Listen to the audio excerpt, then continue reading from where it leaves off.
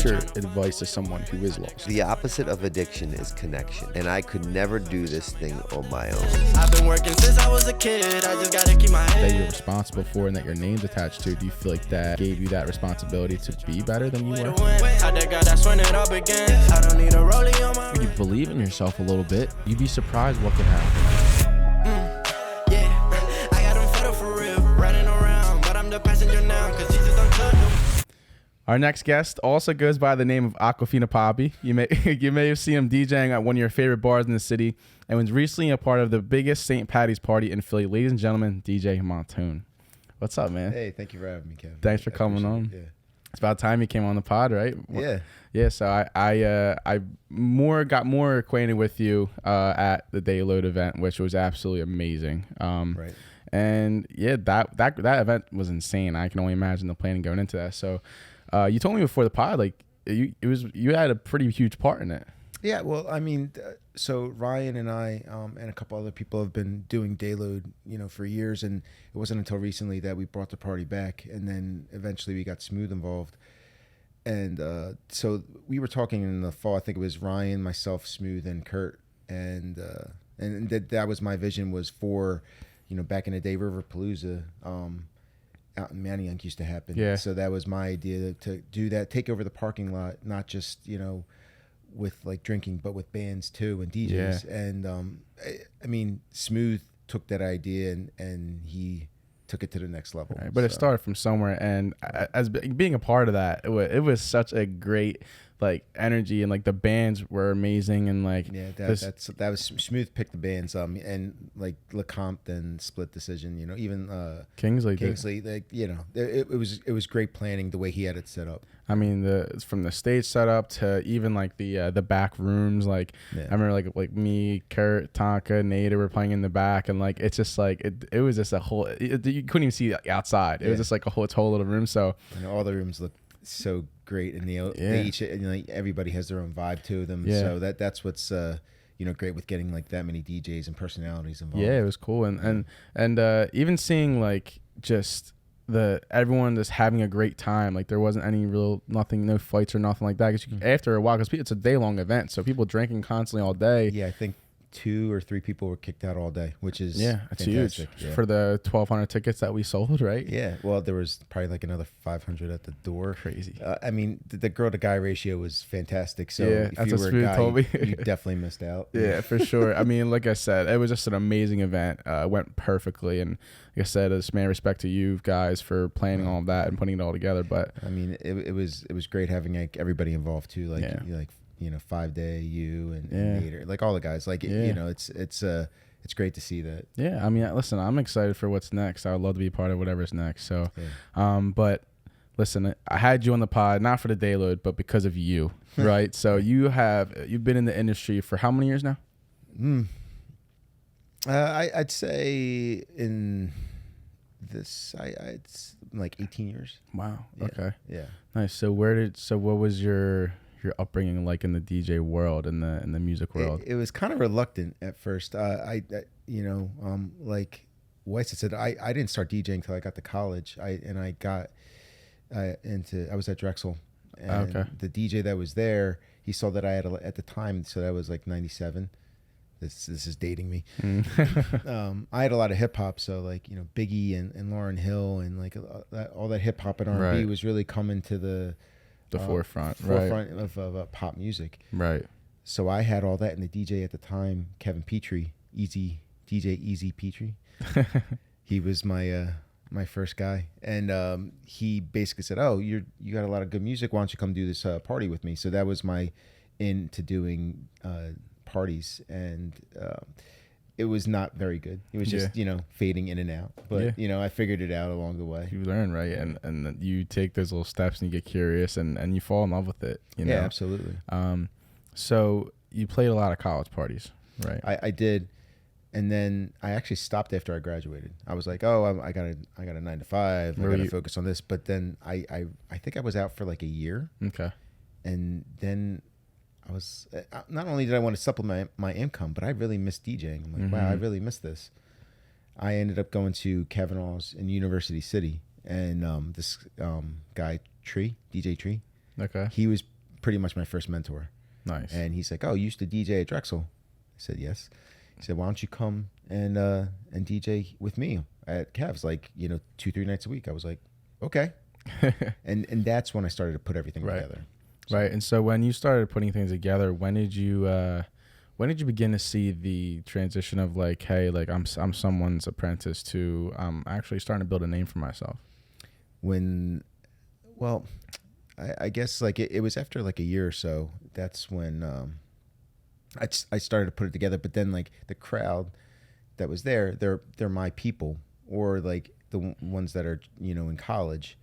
They wanted to hear me more than Tree, and that's not a knock on Tree, but Tree, like, he plays like certain things. But I was always on top of new music, and that was what I always prided myself on, especially at that time. This is pre-Serato, record pools too. Oh wow! So you had to spring everything. Yeah. So your music selection and what you had with you, that really separated you from the next DJ. Now anybody can have anything, obviously, unless you're making your own edits. But at the time, that's what I prided myself on. And listen, I got a lot of flack from the owner. He was a big fan of U2 and rock and Zeppelin, and that wasn't your set. And listen, I would throw it in just to wash his face. But at the end of the day, like, I wanted to play hip hop and R&B and the house music too. So I didn't get into house music till I got into college too. Okay. So when you were playing at these places, and you would say you're a hip hop or a DJ, that's what you. I grew up on pop music. I really can't say just hip hop, but I really loved hip. I mean, the Roots and Tribe Called Quest, like they're two of my favorites of all time. Oh, nice, And where did Montone come from? The name? That's my last name, but my first DJ name was Montone. That was my AOL name. Okay. So it was like some guy actually saw because I think Montone was already taken. Yeah. So I put MONT 0 NE. And he's like, "Oh, Montone." I was like, "Say what?" And you just kind of ran with it. It's interesting because my name is just DJ KEV. It's my first name. So like I had like a few names in like high school, whatever, but they were just like super corny. I just got rid of them. But it was funny because they would call me, because I would just do weddings and like do parties like here and there. I never really was like a DJ like in the city or anything. Right. And people would call me DJ KEV on the side. "Yo, DJ KEV, what's up?" I'm like, and then so I was coming up with a branding for like, I was like, you know what, like DJ KEV, this makes sense, right? It just run with it, right? Yeah. So as you're navigating, you're growing. What was your 9 to 5? What was your major? Marketing and business from Drexel. Then I got into pharmaceuticals right out of doing pharmaceutical research for a small company. Oh wow, that's impressive. Yeah, and it's like two different dynamics. Yeah, it's right? very, very different. And then I was in healthcare for a little bit, doing advocating on behalf of cancer patients. It's amazing. For my second job. And that was when I actually transitioned from a part-time DJ to a full-time DJ, because my company got bought out, and they weren't going to keep me around because they were going in a different direction. Okay. So I was like, okay, if I'm going to get laid off and get a nice package, like, here's my time to actually figure this out full-time. So when did you go full-time? It was right before I got married. I believe it was like 15 years ago then. Okay. Yeah. Oh, so you've been a full-time DJ for a while. Yeah. It's been my full-time income now. Was that a scary jump? Yeah. It was nerve-wracking. My parents, thought I was crazy. Yep. My grandmom, even after like years of working and being a successful DJ, she's like, "When are you going to get a real job?" Yeah, you know what? I get that. My mom asks me that question every single day. She's like, "Where are your benefits? Where your this and that?" I'm like, "Listen, I'm figuring it out." Okay. Right. Like, because, I feel like, and I know you can attest to this, I'm sure, but when you want to make that, when you want to make that jump career wise as a DJ, like, you got to go all in, you know? And yeah, exactly. You can't have a backup plan. Yeah. That's important. You got to put your whole heart into it. Yeah, and that's something at my age I'm figuring out now, is just like that I want to go all in and truly, I've fallen like back in love with it, because for a while this goes with anything in life, you get stagnant, right? And you don't really you get like kind of complacent, and that's where the challenge comes in of like, okay, are you actually want to do this or not? Right. And then I think I always mentioned when I had 9 on the pod, he was probably the first DJ in the industry that I've had on, and he taught me a lot and just kind of told me, like, I was able to see the broader side of it, because for me, I was just like a wedding DJ, party DJ, and and this, like I said, this applies to any type of career too. Like this isn't just DJing, but like I found myself at a crossroads where I'm like, do I really want to do this? Because he was telling me what goes into it, like the investment in the new mixer, the record pool is getting the proper music. You can't just play top 40. Like you got to play the real stuff. And it's like, I'm like, you know what? He's right. So I took that dive, and I think it's been paying off for me just because I felt I actually do love it.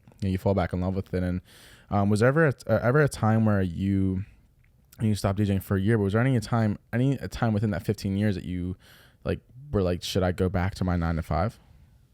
Well, I mean, during quarantine, I didn't know what I don't ever think I wanted to do never want to do a 9 to 5 again.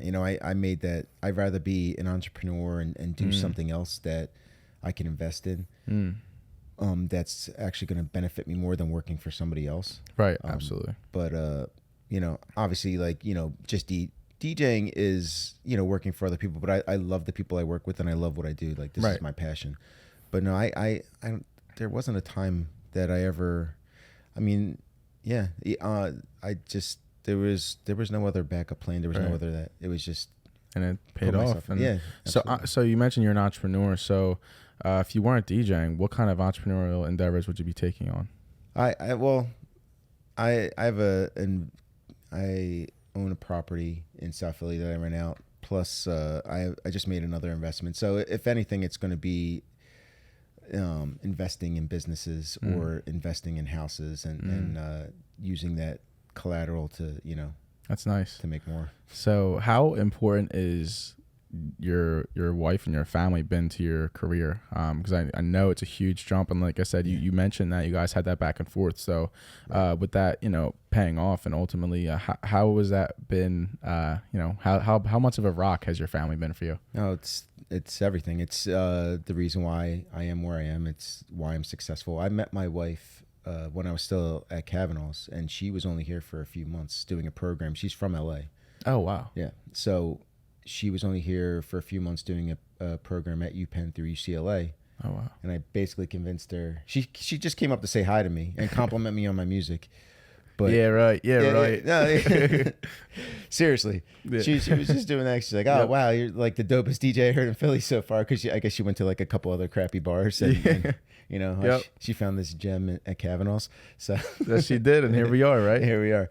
But basically, I talked her into doing long distance. And after, 9 months she graduated from UCLA. And then we moved in together at my house. It seemed like you skipped a few steps here, Montone. So you said you met her at Kavanaugh's, and then all of a sudden you went long distance. We did long distance. So I would fly out there every 3 to 4 weeks. Okay. Well, we had like 2 months together here. So and then I would fly out there or fly her into Philly every 3 to 4 weeks. Was it instant? Do you think that like the connection was instant? Absolutely. Yeah. I was gonna say it's a huge step. Do you have children? We have 2. My son is 12 and a half and my daughter's 11. Oh, it's amazing. Yeah. So what are their names? Jacob and Olivia. Jacob and Olivia. Okay. Yeah. So do they see dad DJing? Do they ever go out and see him play or anything like that? It's funny. I actually had Jacob at the Winston for one of the Eagle games because it was on for the NFC Championship game. Oh, nice. And if you look at one of my pics on Instagram, you can actually see him like behind me. That's awesome. That's awesome. So, I asked before, but how important to you is family? It's everything. It's the sole reason why I stopped drinking, so I could focus more on them. Wow. And focus on my career. So how long have you not been drinking? 10 years, 10 plus years now. Oh, congrats, man. Yeah. That's awesome. So what do you feel? I did dry January, and that's obviously nothing close to 10 years, but yeah, listen, it starts with that. Mine just started with 1 month. It started as a sober October. Oh, really? Yeah. So what made you want to do sober October? My hangovers and life have, it became too much. And I was not a person that drank every day during the week or anything like that. But when I drank with purpose. And, right. sometimes and intent. There was no, there was no cutoff, and, if you're drinking till 3-4 in the morning and then you have to be a functional parent, right. Right. On Sunday and Monday, it doesn't, right. Can't coexist. Exactly. So without the drinking, what do you think, what are the benefits you've seen for yourself? So that's when my career really started to take off, and it really skyrocketed because my sets were better. I was very clear. And then I really just, I reapplied myself and focused myself more into the craft. I believe it was like every night and every day I was putting 2, 3, 4, 5, whatever hours I could into my craft to get my library and my DJ style to what I wanted it to be. So what kind of, so when you mentioned like kind of honing in on your craft during the week, what does your schedule look like? I mean, it could vary. Most of it is just making sure that things are good at the house. And right now, my mom's by herself. My dad passed away a couple years ago. I'm sorry. That's okay.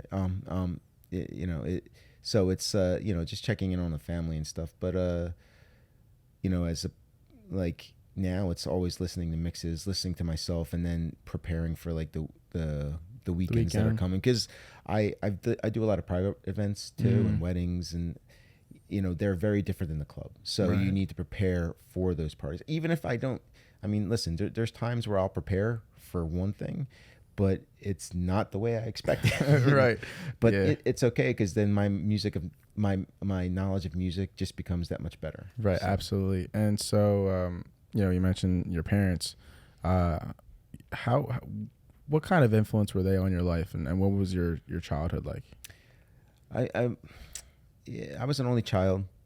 It was interesting. I was very sheltered. I grew up in South Philly, but I went to private school, St. Peter's for grade school, St. Joe's Prep for high school. Oh, okay, nice. But I wasn't very preppy. Right. I'd say. My mom always supported me with the music, and she always, so that's like just how my love of music happened. And I think I fell into DJing because I always loved music. So that was what I wanted to collect. It was, the new record, Nice. My dad never liked anything I listened to. Really? So, yeah, there's a lot to unpack there, but So we'll start with your mom. So what did your mom listen to? She basically was into whatever modern music there was, but she wasn't that big of an influence on me. I was an influence on myself because I always sought new and old music. So okay, but she supported me. My mom was great with that. That's oh, you want to listen to this? That's fine. Right. No matter how dirty the record was. Right. What did she say about your career change?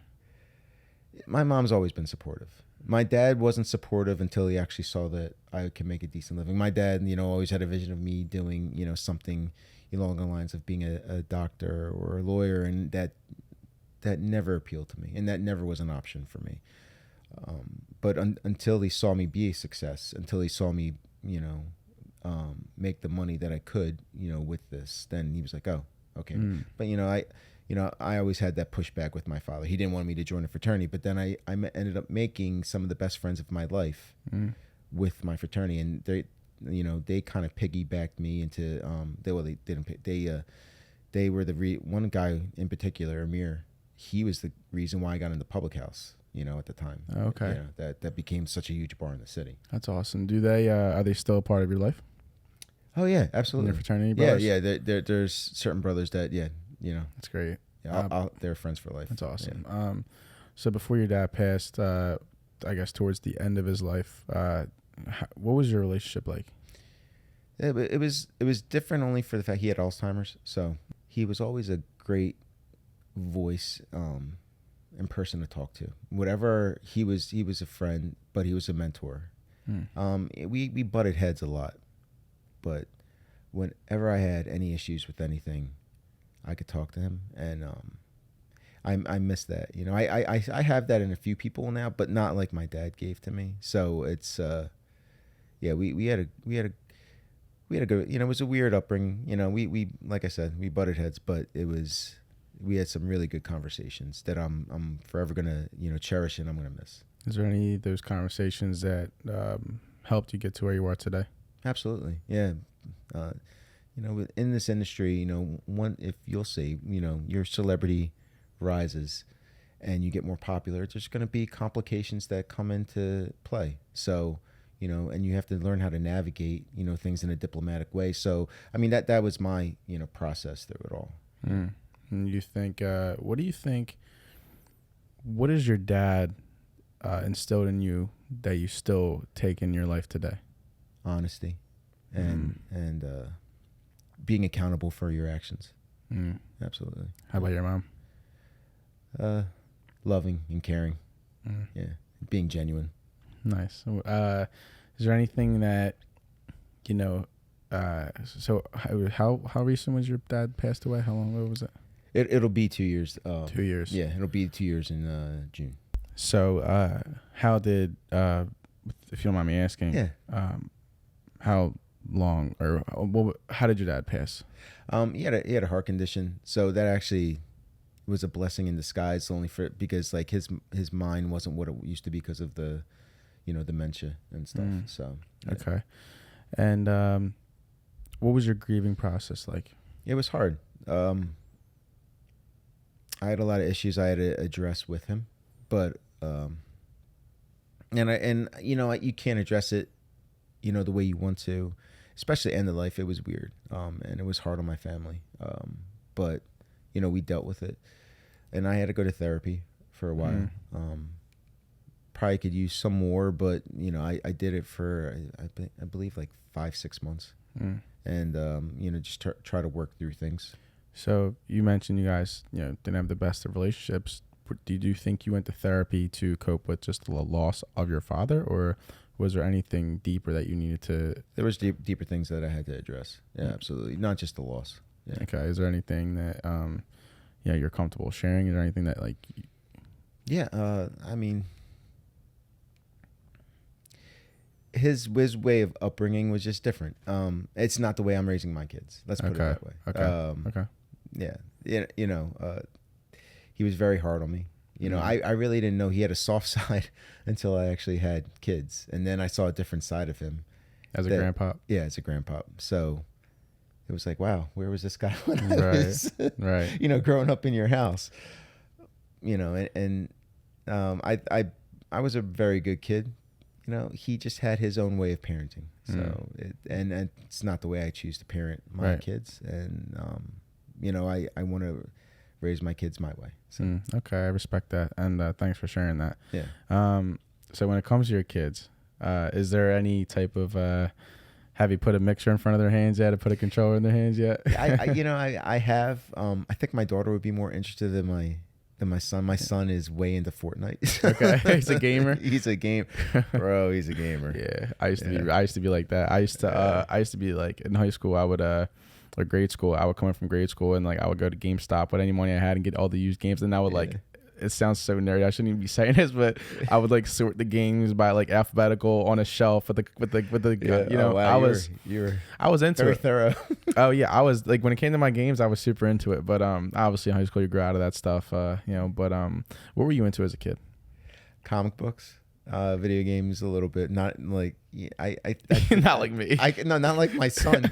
Listen, like he is way better than I ever was in my entire life. I just look at him like the way he does things, and I'm baffled by it. But comic books and music were my thing. So I got a bunch of like cool comic books still. Hell yeah. Is there anything you see in your kids that you see in yourself, or vice versa? Yeah, absolutely. My son's more like my wife, and my daughter's more like me. Okay. And my daughter and I get in these conversations sometimes where she just turned 11. So even when she was 10, I can't, I'm just beside myself that I'm actually having this type of conversation. Just like mature. Yeah, with my 10-year-old daughter. It's pretty wild. So yeah. I have to ask this too. So when you first, who was first? Jacob was first. So when you had your first child, what was like your initial reaction to like bringing a person into the world? Life changes, you have, I mean, at that time you're living for yourself and your spouse, but then your whole life is just devoted to that little person. Everything you do from that point on, I don't know, for me anyway, it's, I feel like it directly affects him and now her too. So I want, my, whatever I do, my legacy, my who people know me as, I want them to be proud of that their dad did this, that their dad is, working hard for them. I respect that. And so when at this moment you want your kids to respect you as who you are, but when you were up and coming, when you were like kind of just looking out for yourself, what was your purpose during that time? I don't really feel like I had that big of a purpose. I don't feel like I found my purpose until I had. Well, I mean, I was supporting my wife with things, but we were just living life. Just kind of hanging, right? Yeah, just hanging. I really, I don't want to get too deep. It really wasn't anything deep about it. Until we had Jacob. Then things just change. Your mindset. My mindset changed. Absolutely, and it's always good. Change is always good, and I'm 26 now, and so I'm sure my mind will be different when I'm 28 and 30 and everything like that. So absolutely, so when you were growing up, what did you always want to do? Like, what was like that thing you were always chasing? I mean, I would have loved to have been in the NBA, but my body is not meant for the NBA. So I got that reality hit me hard freshman year of college. Right. When I went to Temple. I was like, yeah, no, that's not happening. I always loved music. I never thought DJing would be a thing. I never thought it would be something that I could sink my teeth into and actually become, really good at.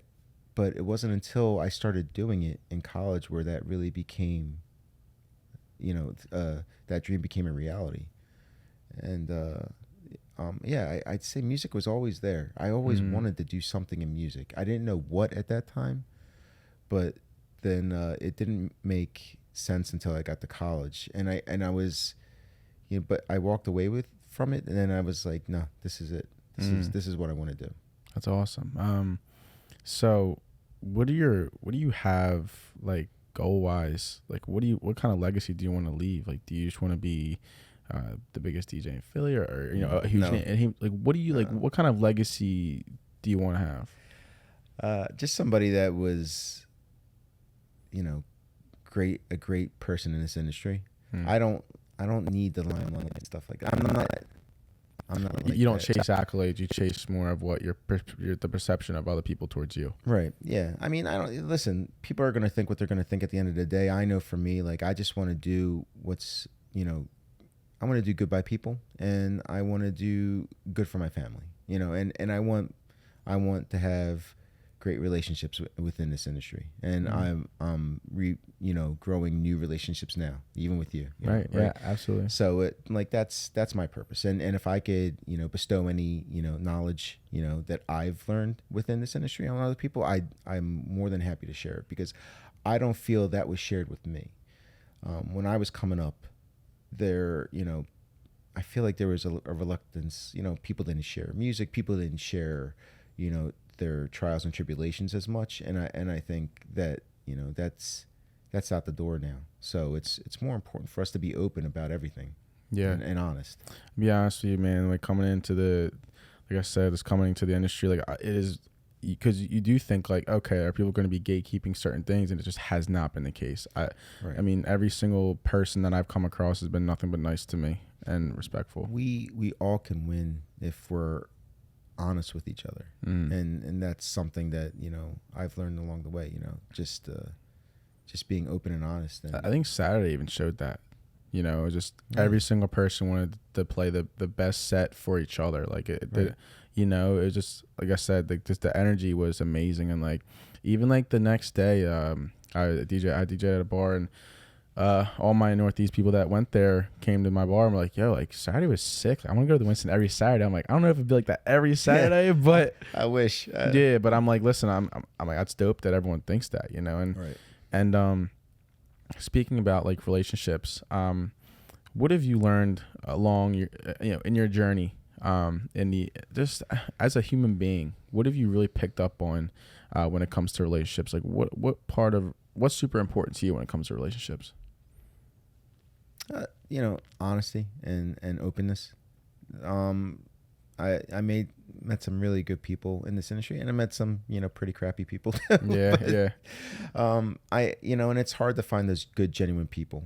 But the best relationships I have within this industry, we're just very clear and open with each other, and that's and you have to let down your guard.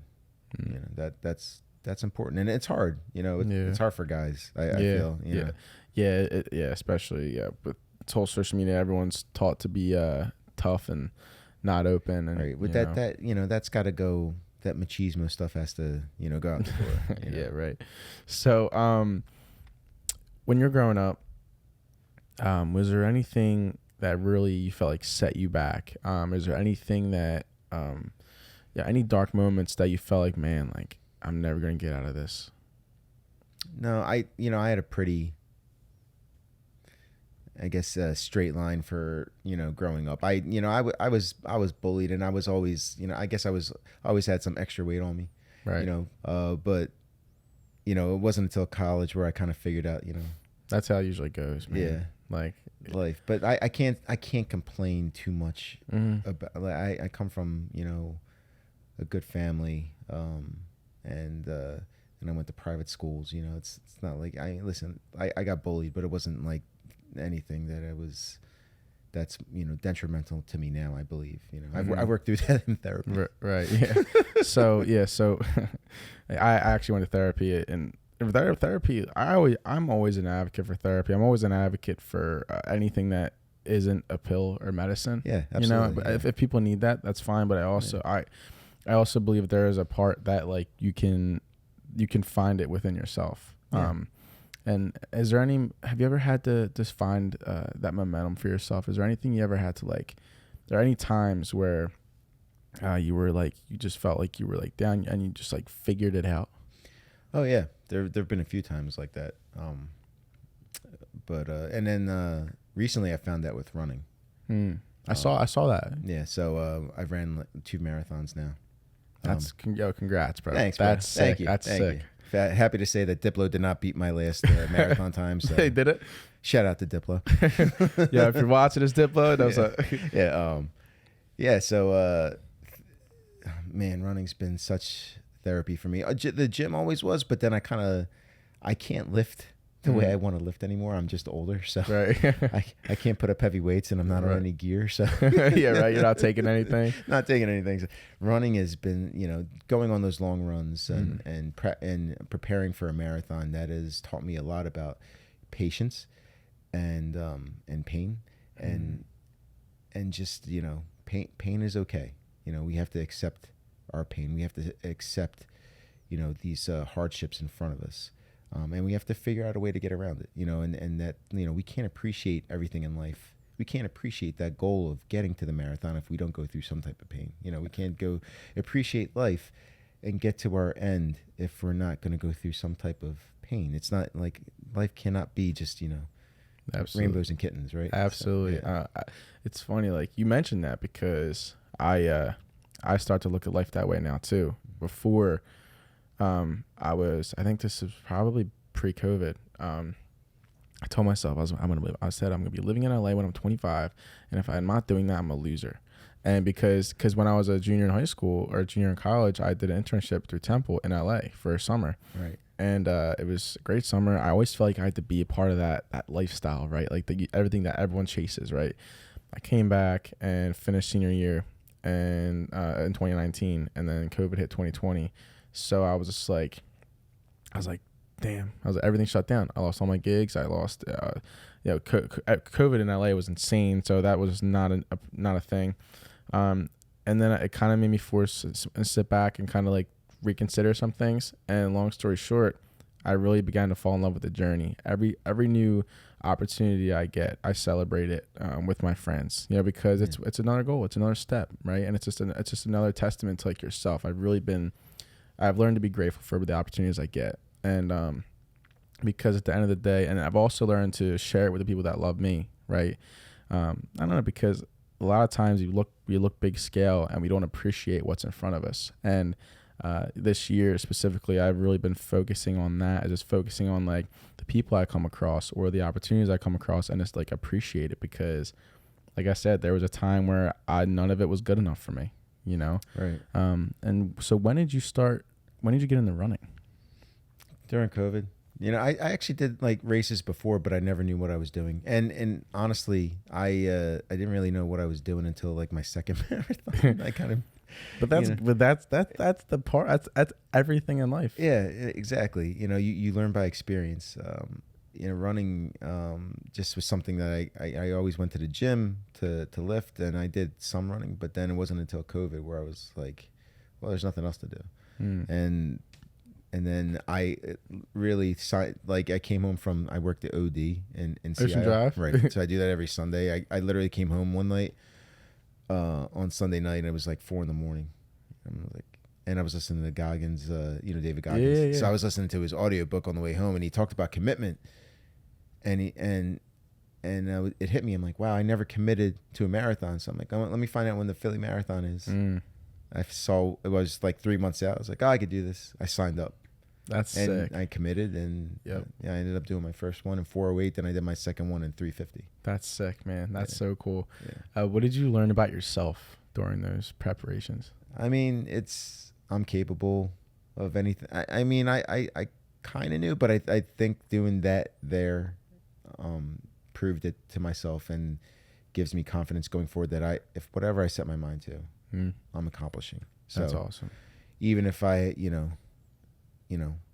if there's nothing promised tomorrow, if I have a goal in mind, I'm gonna figure it out. That's dope. That's it's low key how I felt about dry January. As funny as that sounds, because it starts with don't let anybody tell you different. The first 3 weeks are the hardest. After you get over like that 2-month hump, it gets a lot easier. And that's where I stopped. It was like, I got to like that 3rd month and I go, man, my life is so much less complicated without booze. I think I'm going to have to stop this forever. But I just approached it like, let me just give it week by week. And then it just. Yeah, I'm like teetering back and forth with that idea because I had a taste of it. Like the not having hangovers, they only get worse, my guy. I know. Listen, I'm not, I still feel it now, The one issue I did have with my dry January is my sleep schedule. Oddly enough, my sleep schedule was off. I don't know why, but that's here nor there. Were you still caffeinating like you were? I don't drink coffee. Wow.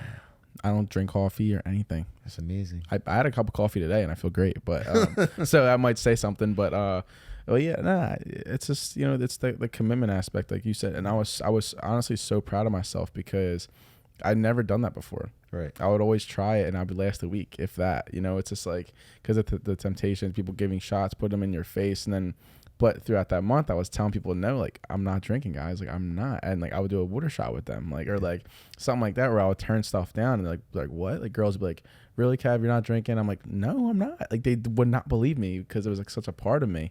It's hard. It's hard for people for them to hear that, especially if you've drank with them before. They're like, well, you're not going to drink with me. It's like. And it's like that conviction, like, in yourself, because a lot of times you kind of find yourself just doing it because other people are doing it. Right. But then, like, you like having that steady conviction in yourself, like knowing, no, like, I'm not doing it. Like, I'm not. And I might be the only person in this bar not doing it, but I'm not doing it, But people started to catch on to it, whatever. But, but yeah, so what are you looking forward to the most in life? In life, I mean, watching my kids grow up, seeing how they've developed over the years has just been amazing. I'm fascinated by them and their personalities. Our conversations, it went from just teaching and telling them not what to do. Now we're having deep conversations about life, and like what they're going through and what they're thinking and feeling, and it's quite remarkable, seeing that. That's great. Yeah. So as they're growing up, what do you want to instill in them? Good values, and the good values, like, again, honesty and a good work ethic, and they do. They're fantastic, they're we have to stay on top of them sometimes. On top of my son, anyway. Daughters are different, you can't tell them any different sometimes. yeah. I have a twin sister, so I kind of get that. Okay, so just always being open and honest with us, and just doing the right thing. As long as they do the right thing, life will be so simple, and that's like the most important thing that I can instill in them is that you do the right thing. If you're open and honest with all the people in your life, only good things will come to you, and you don't have to worry about money and stuff like that, because that just, if you have good work ethic and you are honest with people, everything else just falls into place. And that's been my motto too. So that has to come from somewhere. So was there ever a point where you as a person were not like that? Did you ever I mean, there's been times where I haven't been honest with myself, and you know, and it's hard to be honest with yourself about certain things, about your shortcomings or the things you're not doing right in your life. And but luckily I have a wife that always tells me what I'm doing wrong. Right. Especially with my health, because she's a doctor. But you know, oh, nice. Yeah. You know, she's been great. Yeah, there's definitely been times where I haven't been as open and honest with myself. And the more I do that, the better my life becomes. Do you think that there's anything that you need to work on moving forward? Not at this time. I believe I'm in a really good place in my life. You know, I'm always trying to be the best parent I can be and not let my emotions get the better of me sometimes. And that's hard, because that stems then from the way I was brought up. So that's just something. And then being, you know, a great spouse to my wife too. So that's something that I just always I have to stay on task on. I always have to focus on. I wanted to ask you about, because like I said, you've played at a lot of places. You've done a lot of amazing things. Did you ever have that moment for yourself? Because for anyone that's chasing something, you know, they're always looking for that one aha moment, or that moment where they feel like, wow, like I'm really doing this shit. And like, you're proud of yourself. Did you ever have that moment where you were like truly proud of something you've accomplished? Oh yeah. So I think I talked about this a little bit on with other people, but you know, I've had some failures.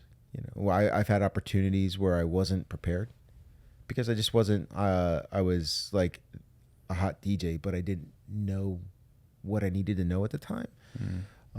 When I became a resident in Atlantic City at Haven, and I was being able to open for some amazing DJs and headline. You know, I put my name on the side of the friggin' hotel, like of the Gold Nugget. You know, that cool. I think that, and then at the same time, I was also getting an opportunity to open up for Flow Rider and all these other artists with this one company I work with, Power, and Pitbull, and you know, they just had Swedish House Mafia. But even before that, like when I was, so at that time, you know, it was like, wow, you know, because of all my hard work and my sobriety and like just, you know, who I am, you know, it you know, now it's finally hitting. So I'd say, yeah, around that time.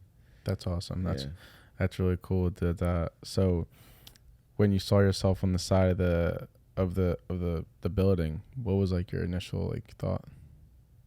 I just couldn't believe that they would want to put, you know, you have like that imposter syndrome for a second. You're like, but then you're like, no, it's probably the biggest thing I struggle with personally is my imposter syndrome, because I'll do something and I'm like, I wouldn't believe that that's me there doing that, or that's me, or that I am a part of that, you know. And it's crazy because it sounds like a lack of confidence, but it's more so just like a damn, like you're kind of just like shocked that you've come so far. Right. You know, I think a lot of times people struggle with realizing how far they've come, and it ultimately hinders them to keep going, you know. That's why the journey's been so important for me, is because it makes me realize how far I've come. Like I started off, I'm going to show you my mix that I made after this. Yeah. Nice. But I started off DJing off of a laptop, right? Like a virtual DJ laptop. I heard you telling Nine about that, right? Yeah. And like, so it was just, there was no controller. It was just the, no, because that's how I was taught. Like well, you didn't know any better. No, my cousin brought me up, and he's an older guy, and he was in the industry for a while, and he does like weddings and private parties and with virtual DJ. Yeah. And I've seen DJs like that. Yeah. No, and it's no disrespect to him or anything like that. That's his lane, it's his style. Right. But to me, I'm thinking now, like, it's funny because a year ago, or, you know, I'm looking now, I'm like, wow, I didn't even look at like keys or like BPM, like shit like that, where I'm like, really? Like I can mix well off a laptop, but like I'm messing with stems. I'm not turning knobs, or I'm not like, I don't have true control. And then as I started to build, I'm like, wow, like this is amazing. Like, and so you pick up on it fast and you really enjoy it. And like, and then even like your music, like taste and the catalog, like changes. And you're just like, you look back, you're like, a year ago, I knew none of this shit. Right. And then it just kind of, your whole life kind of just like turns around just by like what a few people say to you, or some things that you you don't even realize. Right. Yeah. I mean, listen, I learned without, I couldn't look at anything. It was all my ear. Mm-hmm. So I didn't know. I clocked the BPMs on a piece of paper. Like I would count the seconds, I count the BPM. Yeah. And that's how I figured out BPMs. That's wild. There was no key, like you just had to listen, like you listened with your ear. And then, and so I believe that definitely made me a better DJ, was just, my ear for music. And I'm thankful for how I started and I'm super open about it, because it's just like, why would I? Because I know how far I've come. So why would I not? Yeah, you can't be ashamed of it. Not at all. And it's like, and it's not the same thing for you. Like my ear, I would be able to listen to it, but then I'm like, wow, there's actual like numbers and science to this shit. I'm like, like interesting. It's like, it's just like, it's a whole new world that opens up. Oh yeah.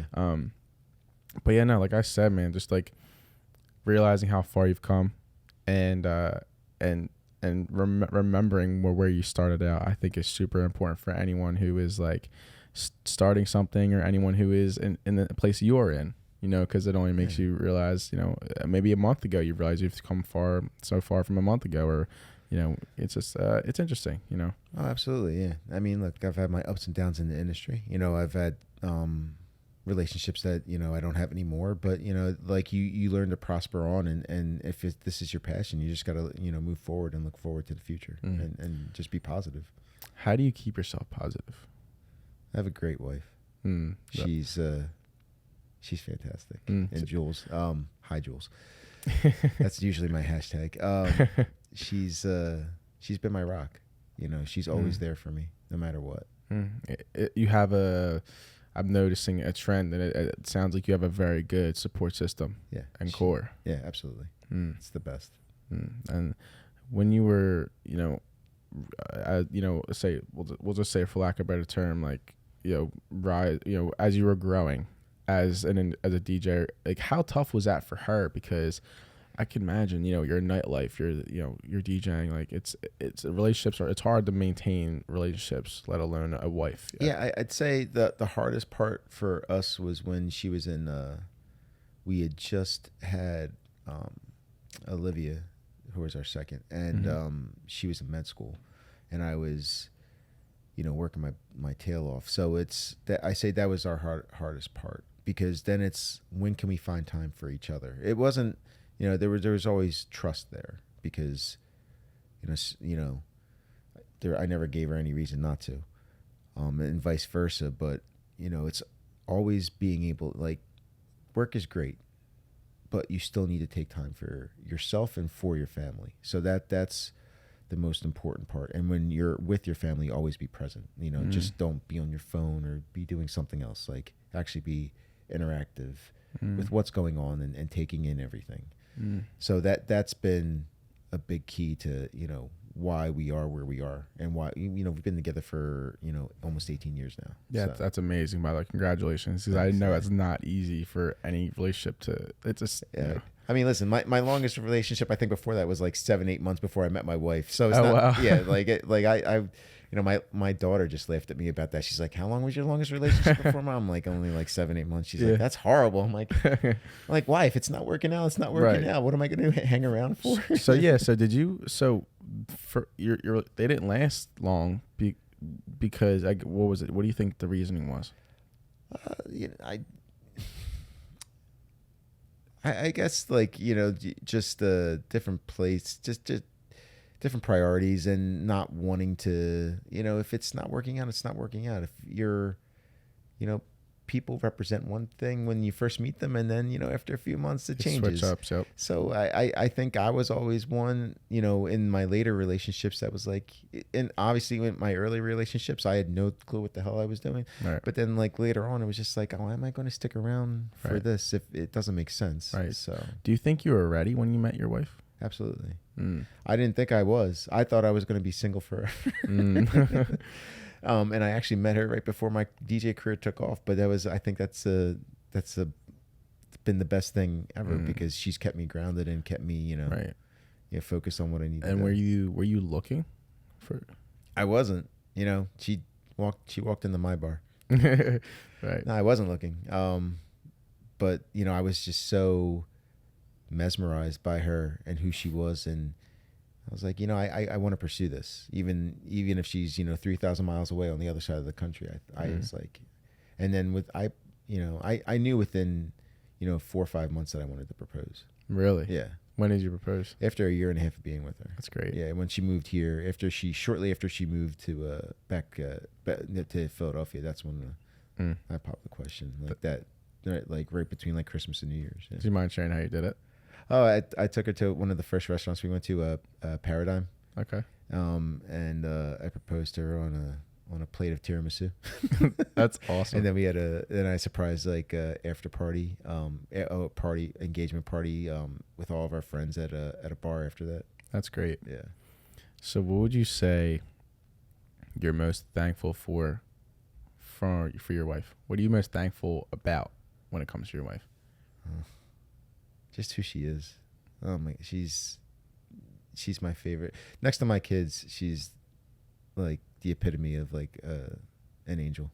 That's dope. Yeah, she's and like she'll tell you, that she's not without her flaws, but I just find her, a remarkable person. She's been through a lot in her life from her past, and for her to do what she does, she's a family doctor and a doctor in obesity medicine. What she does for people and how caring and loving she is to anyone she comes in contact with is just I try to be more like her. That's awesome. Yeah, I would love to meet her one day. Yeah, that's I would love for you to meet her. Yeah, that's awesome. So, when it comes to Montone, what are you most proud about yourself? What are you most proud of, like when it comes to who you are as a person? I'm genuine, and I'll always be there for you if you need me. If you call me up and text me, I'm there for you. And if you ever need somebody to talk to, or just vent, I'm there for my friends. It's awesome. And So my family. with your family life, with the passing of your father, rest in peace, with your nightlife career, what's some advice you would give to someone who is navigating life and they've had these obstacles, they've recently had loss, or they're chasing something? What are some things that throughout your life you've been able to piece together that you could provide to someone watching? You have to put your time in, and there's no shortcuts. You might meet the right people and you might get an opportunity, but that doesn't mean that it's gonna work out. Listen, I got opportunities that like I said, I wasn't prepared for. I got an opportunity at Premiere, not Premiere, right? It was Mix. I think it was Mix at the time. Now it's Premiere. So at the Borgata, and that was when I was not on Serato yet, and I wasn't ready. But so it's okay. It's okay to fail, but you need to put your time in. I learned a lot by being in Kavanaugh's. I learned a lot by being in Public House. I used to DJ for people, for like 500 people, but with no lights, no LED screen, So it's important to put your time in, and also it's okay to fail, and it's important for you to learn from your mistakes, and that's what I would like tell young DJs is to record yourself, listen to yourself, analyze your set, make sure like you figure out like, oh, they were dancing here but they weren't dancing here, so why? Try to figure that out, and then listen to other DJs too, because the guys that have been in this industry and continue to be successful in this industry, there's a reason for it. Right, absolutely. When it comes to being a father, what's some advice? I'd say always be there and always be present in what's going on, and throw your phone away. They're very acute to your presence and what you say. So just being loving and present is so important, especially now. My kids have very deep feelings, even at such a young age. Right. they're very aware. When they're even aware of like when I'm not in the best place, and they're checking in on me. So it's always awesome. important. Yeah. That's great. It sounds like great kids, by the way. They're fantastic. It's because of who raised them. But so what would you say to someone who is going through loss and grief? What would you say to someone who is going through that? We need to accept it. It's hard. It's hard to lose somebody close. But we need to remember like the good times, and we need to, not focus on any negative energy. That's why, like with my father, like I don't want to focus like on the negatives. I only want to think about, the positives and take from that, what good he did for me. But, you need a good support system, and it's important for you to open your heart and share your feelings with people. I think that's the best way, and music has always been therapy for me, so it was always good for me to work right after that, even when it happened. And you found running too. Yeah, I found running. Yeah, and then the running too. Like you need an outlet. I don't know what. I would not be in the place where I am right now without running too. It's been so therapeutic. That's amazing. And I actually watched a TikTok the other day, and it was like 3-4 in the morning, and they were just hitting me with gems. I'm like, I don't know what's going on. The one was this preacher talking, and I don't know if you're a man of God or whatever, but I believe in God as well. I grew up Catholic. Yeah, I grew up Catholic as well. But also, the universe as well. And I think the universe, a lot of times it's like a treadmill and you want to just run, but sometimes like when it's not, sometimes you just need to walk, right? And you just need to walk the path. And you need to, like, let's say for someone like coming up in the industry or something, you need to just walk the path. You can't be trying to chase the biggest thing right away. It's got to be like it's a marathon, right? No pun intended. No, it really is, and I've that's why like relating that to life is just so exactly important. And all relate, and even grief too. You're not going to be healed right away, but you need to pick apart why you feel the way you do, and also pick apart the good things about the person you lost and remember them from that. Right.